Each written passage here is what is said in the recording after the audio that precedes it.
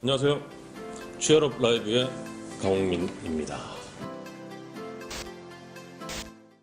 구직자들이 면접관에게 바라는 면접 에티켓 뭐가 있을까요? 커리어에서 구직자 560명을 대상으로 면접관 행동에 따른 생각이라는 주제의 설문조사를 실시했습니다. 1위가요. 약점이나 부족한 점 들춰내지 않기. 이어서 친절하고 상냥한 말투, 이력서와 자기소개서 숙지 후 면접에 임하기. 그리고 무표정 말고 미소 짓기, 내 순서에 딴짓하지 않고 경청하기로 나타났습니다. 또 구직자 10명 중 9명은 면접관의 행동이나 말을 통해서 탈락 여부를 직감한 적이 있다라고 답을 했는데, 예를 들어서 면접관이 면접 끝나고 나서 연락드릴게요 라고 하던지, 대학 시절이나 공백 기간 동안 대체 뭘 했어요? 라는 질문이라든지, 경력은 없나요? 다른 분야가 더 잘 어울릴 것 같은데요? 라는 말에서 탈락을 직감했다고 합니다. 이런 말을 들으면 난 떨어졌구나 이런 생각을 좀 하는 것 같아요. 인간적인 모욕감을 느낀다면 분명 잘못된 행동입니다. 대한민국 수많은 면접관들은 그 점 주의해 주시길 바라겠고요. 오늘도 취업업 라이브 11회인데요. 취업 이슈 브리핑으로 시작하겠습니다. 자, 이번 주 취업 이슈 브리핑 첫 번째 소식 뭘까요? 네, 지금 대기업 채용이 거의 마무리가 되었는데요. 네. 그렇다고 이제 실망하실 필요가 없는 게, 또 잘 찾아보면은 중견이나 중소기업 중에 굉장히 알짜 기업들이 아직 채용을 많이 진행을 그렇죠. 하고 있거든요. 그래서 오늘은 조금 눈여겨보면 좋을 만한 중견, 중소기업의 채용 소식을 좀 정리했습니다. 이건 취업 준비하는 분들은 굉장히 도움될 만한 정보인 네. 것 같아요. 이제 익숙하지는 않으실 수도 있는데, 포켓몬 코리아. 들어봤어요. 네, 되게 재밌는 기업이죠. 예. 그래서 포켓몬을 프로듀스 하는 회사라고 생각하시면 돼요. 포켓몬을? 네, 그렇죠. 연예인을 이제 매니지먼트가 있듯이 네. 이런 포켓몬들을 오. 상품화하고 또 이제 잘 팔리게끔 하는 회사인데요. 네. 그래서 이게 일본에 본사가 있는데, 오. 포켓몬 코리아는 이제 한국 지사라고 생각하시면 될 것 같아요. 포켓몬 그 캐릭터만 좀 디자인을 하고 매니지먼트를 하는 건가요? 네네, 포켓몬들을 뭐 피카츄 이런 아이들 네. 있죠? 네, 그런 아이들을 이제 매니지먼트 한다고 생각하시면 될 것 같아요. 그래서 국내에선 한 30여 명 정도 근무를 하고 그렇게 있고요. 많지? 네, 여기는 이제 들어가려면 일본이 이제 본사다 보니까 일본어를 좀 잘 해야 되는 것 같더라고요. 일본어를 그래서 좀 해야 되겠다. 1차에서도 일본어 테스트가 있고, 네. 2차 면접에서도 또 한 번 일본어 인터뷰가 진행이 된다고 하지만 합니다. 하실 때? 진짜 박 기자님도 네. 기자 생활만 지금 해오셨잖아요. 네네. 만약에 기회가 주어진다면 전 분야에 걸쳐서 내가 직업을 선택할 수 있어요. 그럼 어떤 직업을 한번 선택해 보고 싶어요? 글쎄요. 요즘 늘 고민하는 이게 문제거든요. 사실 기자 생활을 저희가 오래 할 수도 없는 거고, 네, 이제는 조금 제2의 인생을 준비를 해야 될 때라서 네. 뭘 해야 될지 요즘 저의 가장 큰 고민입니다. 지금 그 고민들 중에 네. 후보군이 있을 것 같은데 네, 뭐가 있어요? 요즘은 근데 이런 식으로 1인 미디어를 많이 하고 있잖아요. 네. 그래서 1인 컨텐츠 이제 개발을 뭔가를 새롭게 시작을 해서 오. 새로운 분야를 좀 만들어보는, 이제 회사 생활보다는 예. 약간 이런 크리에이터로서의 생활이 조금 비전이 있는 것 같아서 그런 분야도 좀 생각을 해보고 있습니다. 우리 박 기자님 하신다면 뭐가 좋을까요? 제가 결혼을 하고 보니까 유부녀의 시선에서 좀 보게 되는 것들이 있더라고요. 오. 그래서 며느리나 유부녀들을 위한 리뷰 방송 같은 거 있잖아요. 제품 리뷰나 이런 것들. 알아보고? 유부녀들이 좋아할 만한 아이템을 다루는 컨텐츠라고 보시면 될 것 같아요. 그렇게 하다가 돈도 많이 벌 수 있겠죠. 1인 미디어 한번 고민을 네, 해보시고 재밌겠네요. 저희 취업업에서도 기대를 한번 해보겠습니다. 네. 다시 박 기자님 스튜디오에서 뵐 수 있는 날을 기약하면서 오늘 수고하셨고요. 네. 보내드리겠습니다. 감사합니다. 감사합니다. 자, 이번 시간은요 팩트 면접 시간입니다. 저희가 오늘 어떤 얘기를 하기 위해서 좀 모였냐면요, 이 블라인드 면접이 작년부터 공공기관을 시작으로 지금은 이제 민간 기업에서도 블라인드 면접을 채용한다는 기업들이 좀 나오고 있어요. 이 시스템이 인재를 채용하는 데 있어서 적합한 시스템인지 아니면 무늬만 그럴싸해 보이는 시스템인지 이 주제를 가지고 좀 얘기를 좀 해봐야 될 텐데. 저는 일단 블라인드 면접에 대해서는 반대하는 입장이고요. 이건 정말 나쁜 정책이다, 나쁜 거다, 뭐 이런 의미가 아니라 블라인드 면접이라고 하는 게 원래 외국에서 시행이 되었었던 건데 한국에 들어오면서 잘못 들어온 거예요. 그러니까 외국에서 이게 시행된 이유 중에 하나는 뭐냐면은요. 일단 인종차별이나 이런 인권에 관련된 문제들 있잖아요. 저는 실제 제가 외국계 기업을 다녔었던 사람이잖아요. 20여 년 전인데도 저는 영문 이력서를 쓸 때 거기에 사진을 넣지 않았어요. 그렇죠. 예, 그 당시에만 해도요. 네. 그래서 사진을 넣지 않은 게 저는 사실 너무 억울한 거예요. 그러니까 그 이유가 뭐냐면 대학교 4학년 때쯤 되면은 사진을 정말 예쁘게 찍어요. 그리고 그때는 여대생들이 아나운서의 모습 같은 거를 되게 추구를 했었어요. 저는 신은경 아나운서, 백지연 아나운서 이런 분들을 따라해야 된다는 이런 생각을 해서 네. 나는 되게 머리가 길었는데 졸업을 한다고 머리를 예쁘게 카트로 자르고요. 단정하게 해가지고 사진을 찍었다고요. 네. 20여 년 전에 제가 2만 얼마를 찍고 사진을 딱 했는데 어머 세상에 웬걸 영문 이력서를 쓰는데 거기에다 이걸 하지 말라는 거야. 그래서 야 나 참 억울하다 그랬는데 나중에 그 얘기를 들어보니까 원래 뭐 저희 회사는 독일 회사였어요. 독일 회사만 해도 인종들이 여러 인종이 있는데 인종차별의 원인이 된다고 사진을 붙이지 않는다라는 거예요.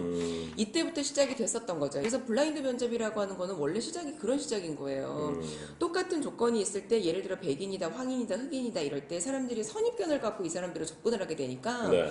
그래서 쓰지 않았던 거죠. 그리고 또 나이를 쓰지 않는 것과 학교를 언제 졸업을 했고 얼마나 싱싱한 아이디어나 이런 것들을 갖고 있는지가 더 중요하지. 근데 우리나라도 어린 사람 좋아하고 이런 거 있었잖아요. 그러니까요. 그러니까 이런 것들 때문에 문제가 돼서 나이 빼야 된다, 성별 빼야 된다, 뭐 이제 인종에 대한 것 또는 왜 너무 이렇게 예쁘게 자꾸 포샵 처리 같은 거 하니까 네. 사진 빼야 된다. 이렇게 시작됐던 게 블라인드 채용이었었던 거죠. 그런데 지금은 지금 보세요. 제일 중요한 게 학력이나 학점 같은 걸 쓰지 않아야 된다고 하니 네. 퇴색이 된 거예요. 이게요. 내가 열심히 여태까지 살아온 나의 어떠한 과정을 무시하는 것밖에 되지 않는 거죠. 그러니까 저희 입장은 사실은 이런 거예요. 그러니까 네네네. 나쁘다가 아니라 잘못 들어오게 된 것 같다. 그 제도는 좋으나 그럼요. 지금 반영 자체가 잘못됐다. 잘못됐다. 우리 부대표님은 저는 뭐 그러니까 찬성한다 반대한다 그런 의미보다 아까 말씀하셨듯이 사실 와정돼서 들어온 건 맞는 것 같아요. 굉장히 취지는 좋았던 네. 그런 제도고 사실 선진국에서 먼저 시행됐던 걸 우리가 가져왔는데 어떻게 보면 준비가 안 된 상태에서 들어왔기 때문에 약간 체했다고 할 수 있을 것 같아요. 뭔가 기반이 다 마련이 되고 이런 것들에 대한 교육 과정이라든지 훈련 제도가 충분하게 마련이 된 후에 네. 이걸 제대로 도입했으면은 더 좋았을 법한데 이제 그게 너무 이제 빨리 우리가 한번 해보자라고 돼서 지금 이제 시행착오 과정이 있는 것 같아요. 사실은 네. 되게 좋은 제도긴 하거든요. 네. 예를 들어서 뭐 호주나 영국 같은데 뭐 미국 같은데 30년 전에 이게 만들어진 거예요. 네. 그러니 이미 자리를 잡아왔고 굉장히 잘 활용이 되고 있지만 우리나라 같은 경우 이제 시작한 지 불과 3, 4년 밖에 되지 않았습니다. 네. 때문에 이거를 이제 해가는 이제 과정 중에 시행착오라는 것이 있는 거잖아요. 이제 그렇다라고 생각이 듭니다. 그 지금 현재 국내에서 시행되고 있는 블라인드 면접에서 학년과 학점을 기입하지 않는 것과 또 잘못된 점이 있으면 뭐가 있을까요? 일단은 그게 제일 크고요. 또 어떤 아이가 제가 이제 그 얘기를 들은 건데 점수 학점이 되게 높아요. 그래서 얘는 계속 장학금을 받았대요. 성적 장학금. 네. 학점을 쓰지 못하니까 성적 장학금 받은 얘기도 자기소개서에 쓰지 말라 그랬대요. 이게 말이 되냐고요. 그러니까. 이거는 말이 안 되는 거죠. 그리고 또 재밌는 것 중에 하나가 대학원 나온 사람들은 남들보다 2년을 더 공부를 했죠. 석사. 네. 박사 같은 경우는 저는 박사학위 받는데 8년이 걸렸어요. 우리는 그만한 노력의 대가로 어떠한 증을 하나 받은 건데 이걸 다 쓰지 말래요.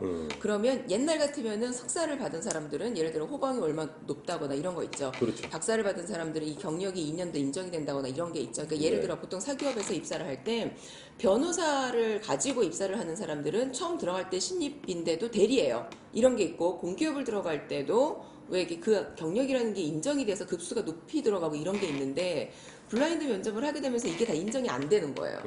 그러면 공부했던 사람은 어떻게 돼요? 그러니까 몇 년 전에는 이러한 게 없었으니까 자기는 공부를 했어 이만큼. 네. 근데 내가 졸업을 해가지고 회사를 들어가려고 하니까 웬걸?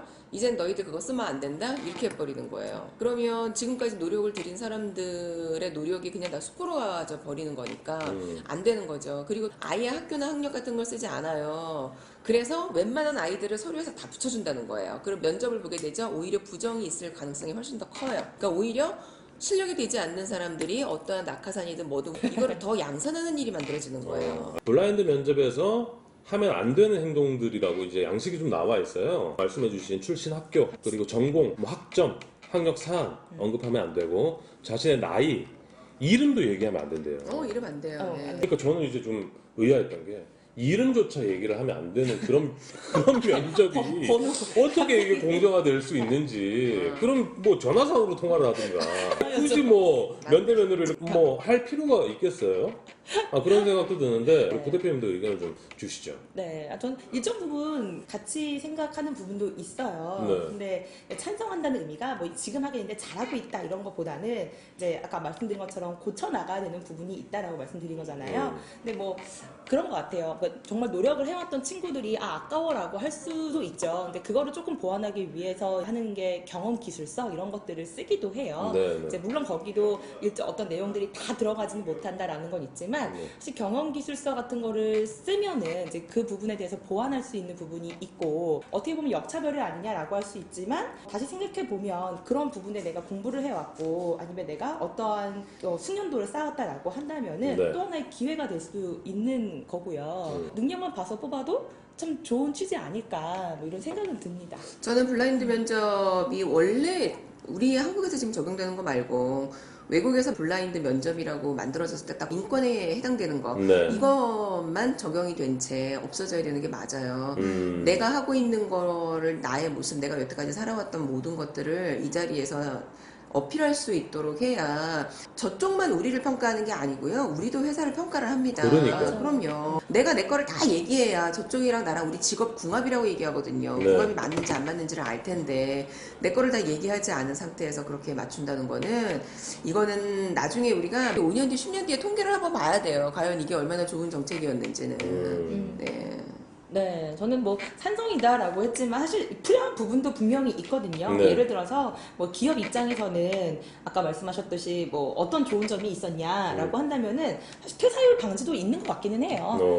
뭐 뽑아놨더니 뭐 그런 친구도 많거든요. 나랑 이거랑 안 맞는 것 같아요. 저는 그만두겠습니다라고 하면 회사 입장에서 굉장히 손해죠. 그렇죠. 근데 많은 사람들이 그런 고민한다고요. 저부터도 그랬었거든요. 오. 네, 이제 내가 뭘 좋아하는지 모르고 내가 뭘 잘하는지 모르는 친구들이 많아요. 이제 그런 것들을 미연에 방지하고 내가 이 직업에 이 직무에 맞다라고 하는 그 길로 갔다면은 좀 더 나은 선택이 될 수 있었겠죠. 이제 그런 걸 본다라고 하면 기업 입장에서는 충분히 좋은 점이 있을 거라고 생각을 해요. 퇴사율 네. 방지라든지 아니면 더 적합한 인재를 뽑을 수 있다라는 네. 그런 강점이 있을 것 같습니다.